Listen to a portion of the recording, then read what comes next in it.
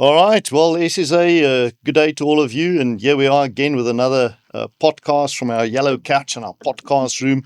And I hope you can all see our new mics. Absolutely love them. Retro, absolutely amazing. So thank you to everybody who made it work. Today we're going to chat a little bit about culture. And we're going to talk about the road to people engagement and what that means for organizational success.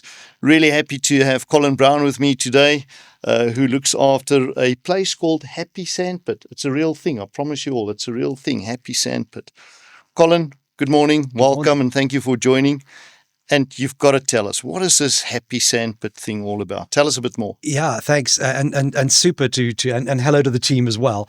Hennie, so Happy Sandpit it evolved from just an observation that I had about children playing in a sandpit and how they self-organize, and when they do, they'll build amazing things. They'll build sandcastles, and the important thing is that they'll have a good time doing it, right? Mm. And when you put your kids in the car again tomorrow, at the end of the day, their first question is, "Can we do it again tomorrow?" And if you've got kids playing nicely in the sandpit, in theory, you can sit on the adults table and supervise, but you don't have to get into the sandpit and kind of micromanage, because that's not going to work. They're going to do better on their own. And so kind of it's an acknowledgement of the fact that employees in a company are a little bit like children in a sandpit. That sandpits are, they can be very industrious places, or they can be places where people kick sand at each other and won't share the bucket and spade. And when that happens, the whole thing falls down. Where it came from, actually, I had a previous business before Happy Sandpit. And I spent sort of 2 years in the UK, 2010, 11, 12, trying to get that off the ground. But it was at the end of that financial crisis, and things weren't really working very well.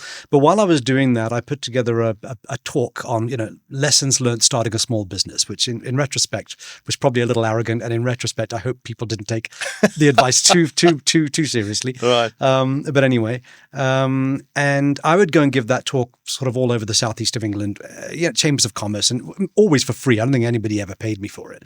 But there was one slide when it came up, and it was this most naively drawn picture of children in a sandpit. Right. And it just said, employees in a company are like children in a sandpit. But every single time that slide came up, people would start taking notes.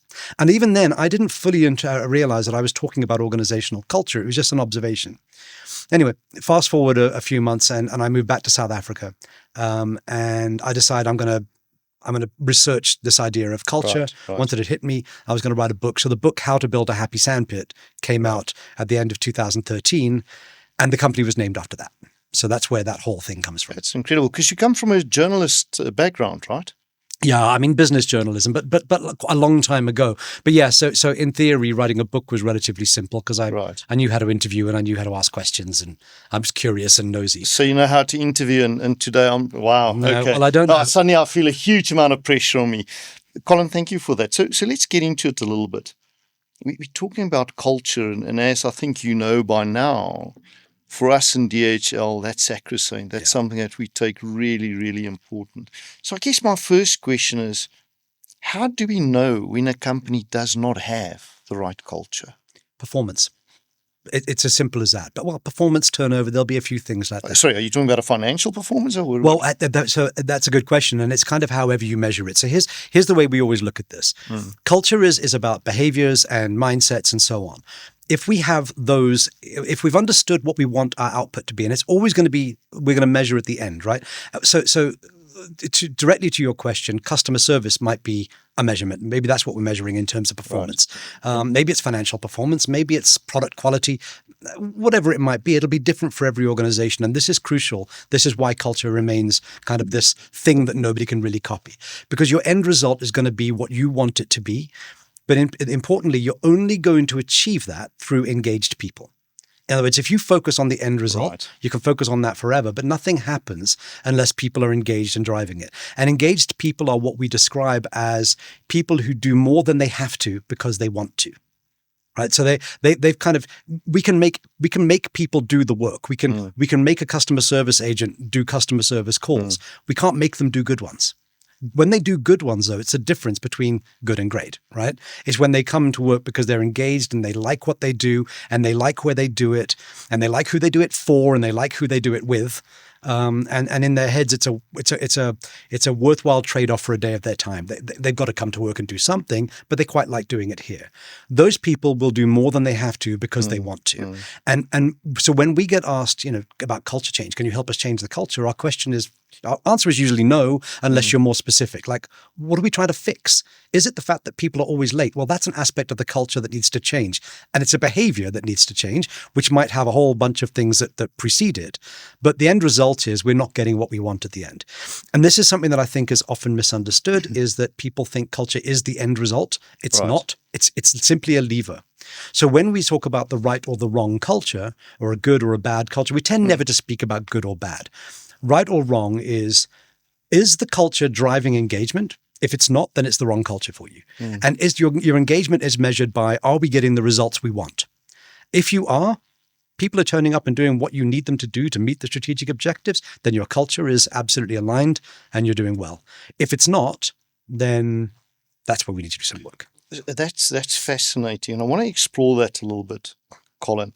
Now I know that you've had some engagements with Paul, so you've had a little bit of a glimpse of what we do at DHL. Yeah.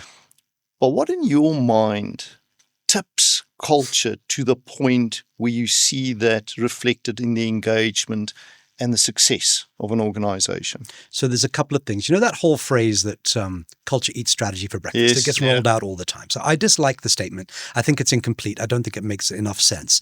I think at the end of the day, strategy is vastly, vastly important, extremely important, because it tells us what we need to do and it tells us what we're going to measure. And that will tell us whether our culture is working or not, whether we're hitting the strategy. That's what it's there to enable us to do. What gets us to that point is leaders recognizing the importance of it. And it's actually, it sounds like that. The importance of culture. Yeah. Right. The importance of engagement, the importance of people doing more than they have to because they want to, and how we achieve that, how we get them to that. I mean, it's funny how that seems to be something that we miss out on quite a lot. We're still confused by that. And I think a lot of it comes down to just a general lack of empathy in South African businesses, possibly globally, but I really know South Africans. Not universally so, and it's changing, but it's how we built them over the years.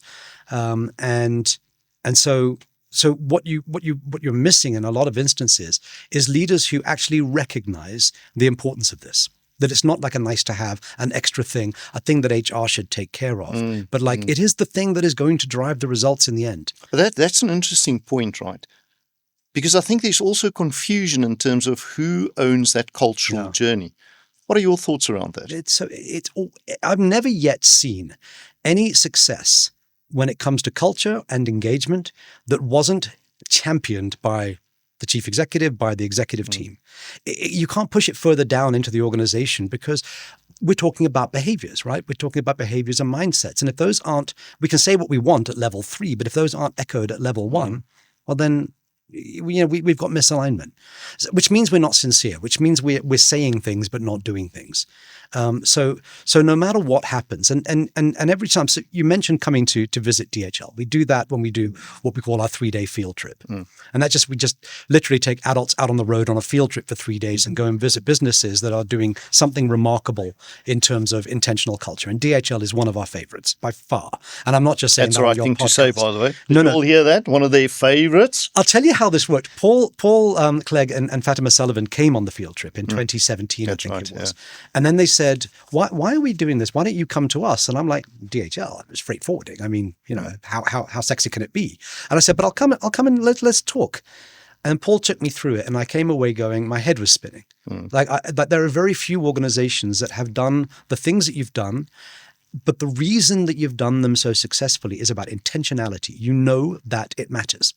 And the evidence is proof, right? It's right there.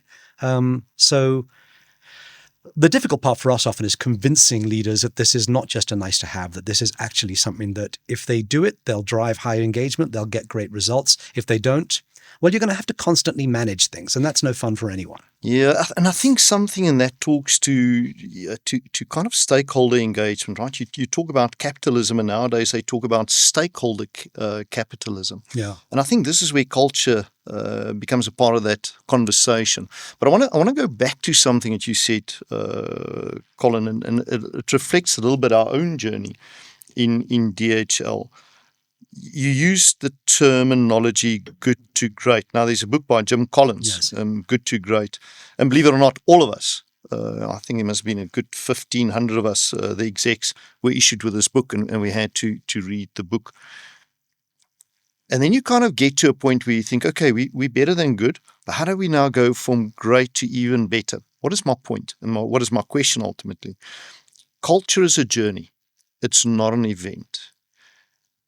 What are your thoughts in terms of the evolution of that journey? How does that play out in your mind? So let me tell you something. I'll take you back in time a little bit, which may kind of. I had an epiphany a few years back. Right. So I grew up in Belgium. I was born in the UK. I spent 10 years in Belgium. So we moved to South Africa when I was nearly 13, and so it shows you how old I am. This is way back in the early 80s, and the school I went to in Belgium was like a small international school of Liège. It was called. It was a small school. They're like 60 kids, no uniforms, American school system. It was all very Sounds like my kind of school there. Yeah, you know what? In terms of numbers, that is. Yeah, for sure. But because we were so small, and we'd go and play sports against like the American School of Luxembourg or the British School of Brussels or the International School of Paris. We'd go and do that kind of thing. It's a very privileged upbringing, right? But we were so small that we'd always get beaten. So we went to find other little schools around Europe. So we found ourselves on a train to Yugoslavia to go and play against a school of just Texan kids, right? They were all from Texas because Dow Corning had a factory there. And this was in communist Yugoslavia back in the early 80s. That's what my life was, right? I moved down to South Africa. I'm put into Edenvale High School. Now, I don't know if you know anything about Edenvale High School, but back in the day, it was a fairly tough place to be. I mean, and then, you know, having grown up in Belgium, you know, I didn't have much. I was aware of rugby. I was aware of cricket, but they didn't play it there. So my introduction to rugby was Edenvale High School. Now we're talking about apartheid era school. It's only white. They've got all of the propaganda machines spinning. So like above the chalkboards in this classrooms, you've got these punch out posters of an AK-47, an Olympic mine, and a hand grenade. I don't know if you remember these things. And it was know your weapons, because this is what is going to be used against you. Real propaganda, real sort of. So it's already teaching you to be tough and unempathetic. Then rugby, I mean, when 14-year-old boys play rugby, they play it to hurt. That's the game, right? That is the game. So again, we're getting this whole thing that big boys, might is right, like power, strength, all of these sorts of things. Go from that into, and then there was the whole militarism of it. I mean, the army would come on a Thursday and march us around the rugby fields and trying to just sort of ingrain that kind of thing. Anyway, that's what that was. 2018 or thereabouts, before the pandemic, for a while, when they had the international MBA program at Wits Business School, I would teach the culture elective, and I'd go in there, and there'd just be a bunch of guys, mostly who look like me, and they're all seasoned executives. They're good guys. They're solid executives. Their companies have put a lot of money behind them because they believe in them, the next level of leadership. But they've all come from somewhere, right? And what was so interesting to me was like, I'm pretty sure that they'd done really well at strategy, really well at finance. But when it came to culture, the elective, right? So it wasn't everybody doing it. I think maybe they hadn't quite understood what they were getting in for. And this idea of being nice to people is just anathema. It's not that they're bad guys. It's not that they're bad executives, but that's never what we've been learned. Never what we've been taught. Never been their context. It's never been that, right? It's always been about might is right. It's always been about that. So I'm not able to get through to them. The one day I stuck up a picture of Sol Kersner and Gordon Ramsay, right? The chef and the hotelier. They'd opened one and only in Cape Town. Ramsay had opened a restaurant. And they're popping a bottle of champagne. It's a great picture. But you know these two guys, right? I mean, neither of them are particularly nice people. I mean, Gordon Ramsay's got a show called The F Word. I mean, the F Word stands for food, but it might stand for something else. That's how he is. And I said to them, do you know these guys? Yeah, we know them. Okay, if you were to work for them, what would you learn? And all these things came out. Great food, attention to detail, you know, a vision. Nothing's wrong here. But nobody was picking up on the point that I was trying to get to, which was, do you think you'd learn to be a bully? And they're kind of looking at me blankly, kind of going, but they're not bullies. They're exacting. That's leadership. And I realized that was the problem, right? That's always been the problem. We're not soft, we're not gentle, and we've never learned to manage that way. Now, that doesn't mean that we shouldn't be like driven and accountable. That absolutely we must be those things. But just a recognition that we get more by engaging people than we do by pushing people, forcing people, i.e., we tell them what they're accountable for, but we make them want to be accountable for those things rather than having to do it because you've told them to. So let me lift the hood a little bit on that one. In your mind, what is it that makes an employee want to get up every morning, coming to work, wanting to do an amazing job, and creates that loyalty and them wanting to walk that extra mile? What are those triggers? So I think I'll answer the question, but I think you're even better positioned to answer it than me because you've got that. Right, you've got 6,000 odd people in Africa who feel that way largely, according to your results, your engagement results, which are remarkable. But the way we've always seen it, and the initial research, which has kind of been ongoing, leads us to kind of 5 major pillars.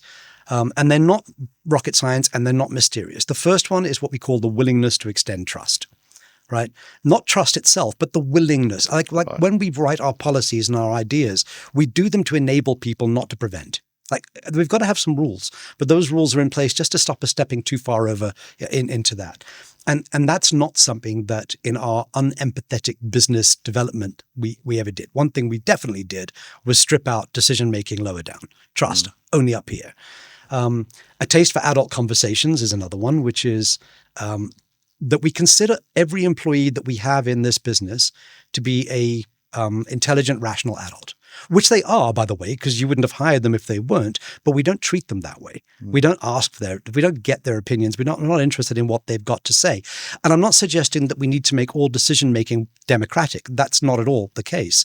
But if we accept that all of our people are smart and they've all got things to say, we can learn something from them by engaging them in some way.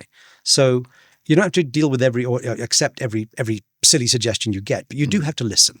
And right there, you've got 2 things. If I'm trusted to use my human intuitiveness, my intelligence to somehow impact my job, and if I'm able to say to you, Hennie, this isn't working, I think we should do something else, I can be engaged. If not, then I'm just doing what you told me to do. Which is a really hard thing. Yeah. And that's interesting, right? Because trust takes courage and courage takes trust, right? So there's a little something in there that's probably worth mentioning. Yeah. So it's about the willingness to extend trust, not the trust itself. Trust is easy to come by in small amounts, right? You could if you wanted to borrow $50 right now, I would lend it to you. You tell me I'm going to get it back tomorrow. Oh, good man. Can we just write but let's not do that. $50? So I've got $50 from $50. But I know I'll get it back tomorrow, right? I don't really know you that well, but we can do that, right? Yeah. That's just a trust thing. Would I invite you to look after my house and house sit my pets for 2 weeks? No, we're not there yet. Okay, so the willingness is there. The level changes over time. So, but it's about the mindset of how we write our rules, how we govern people, how we do all of that kind of thing. I want to pause you there, Colin, just for a moment, because one of the things that I find quite interesting at the moment is to try and understand the different generations. Yeah. Let me turn that into a question for you. In your research and in the work that you are doing, are you finding that the cultural expectations are different depending on what and which culture you are dealing with? So, we talk about the baby boomers all the way down to, I think it's generation, I don't even know what the new generation is now, but Z or something, whatever it is. Yeah. What is your view on that? No, well, I don't really have a great deal of intel on that, Hennie. In many ways, I'm as confused as you are, and I'm raising some of them, right? What I do know, however, is that the I'm in charge. I know the rules. I'll tell you what to do. That's just not working anymore. However, and I liken this to my eldest. We have a much more open and consultative relationship than I had with my parents, because that's just how they are now, right? And they've got so much information. Most of their opinions are as malformed as mine were when I was her age. She's 15. Most of my opinions were pretty much based on junk, and so are hers, based on an irrational inability to necessarily put pieces of information together yet, just because of a lack of maturity. But she knows stuff, and I can't deny that. So I can't say to her, well, that's not the way we do things. We have to have a proper conversation about things. Sometimes that I think we shouldn't have to, because you're too young to be, to even be, talking about some of the things you are. But it is what it is. And I think the challenge we have is that that's anathema again to leaders who are used to just telling people how to do things. See, there's a whole range of training that needs to happen around this, I think. We've got to support our managers, got to support our supervisors, our leaders to help them understand this stuff. And I think we're only just tiptoeing around it. But there's also a lot to be said for that awareness. It starts with being aware, right? Because it was interesting listening to you now. You're engaging with her. Now, when you and I grew up, there wasn't a lot of engagement, a lot more instructions, right? Kind of go do that, go do that. And I think that, talking about culture, we spoke about, what is the role of engagement? And isn't it just a little ironic how that actually pulls through in terms of how we now raise our kids today? It's a lot around that engagement. Yeah. And I think that's something that, again, is a really good observation, Hennie, is that we have always been inclined to have kind of work hats and life hats. Like the idea is these two things should feel different. And that's why we talk about work-life balance, right? It's because work doesn't feel like life. Work's got a totally different feel to it. In life, you're engaged. I mean, you said, if you're on holiday, you get on the bike, you do all sorts of things. You've got your life pretty much worked out. You know what you want, what you like. If it doesn't work for you, you change it. You're super engaged. But when it comes to work, and I don't mean you, and maybe most of our listeners, viewers, whatever, but for a lot of people, they're not engaged at work. I mean, they're still capable of great engagement because in their lives, they know what they love, they've got their hobbies. But when it comes to work, they just do what they're told. And so we've achieved that, even knowing personally what engagement feels like. Even knowing personally how important it is, we still don't drive it at work. It's interesting because one of the points you made earlier on is you said it starts from the top and the behavior from the top. And I think the one word I would add to that is the sincerity with which we behave. Because I think you can't pretend to go on this cultural journey. If there's no sincerity behind it, it's going to fall pretty flat. I want to just get onto something else, Colin. Is an engaged employee the same as a happy employee? Somewhat. When we talk about happiness, and happy sandpit being, there's an operative word there. When we talk about that, we're not talking about smiley, happy people. I mean, at the end of the day, I can't make you happy, Hennie. I mean, you've got to do that. I can maybe remove some of the things that make you unhappy, but it's not quite. It's just not. And I'm not sure that if I was to aim there, that I'd be putting my energy into the right things. I think at the end of the day, we need to not make people happy, but create environments in which happiness is possible in the first place, right? And then people have to go and find that. And I think we do that through engagement, which is absolutely in our grasp. Let me get a little bit more technical because, ultimately we all have stakeholders and we've got to provide returns on those stakeholders. So, we talk about numbers. Yeah. Is it possible to build a positive culture without investing? Yeah, I mean, I think that's something that's missed a lot of the time. A lot of the stuff that we do, that we can do, doesn't have to be like, it doesn't have to have money behind it. I mean, it's easier when you're able to buy some things, do some things, add some things, create a great physical work environment. But I'll tell you something interesting. Back in the day when Comair still existed, we loved Comair because they were the first airline to really open their doors to us and let us poke around inside. And airlines are fascinating because they're all cash strapped. Right. I mean, all these glamorous airplanes and they serve wonderful wines and you kind of think all these people in these lovely uniforms, you think what a luxurious life they must have. But they're not. The margins in airlines are terrible. They're constantly trying to just stop going bankrupt.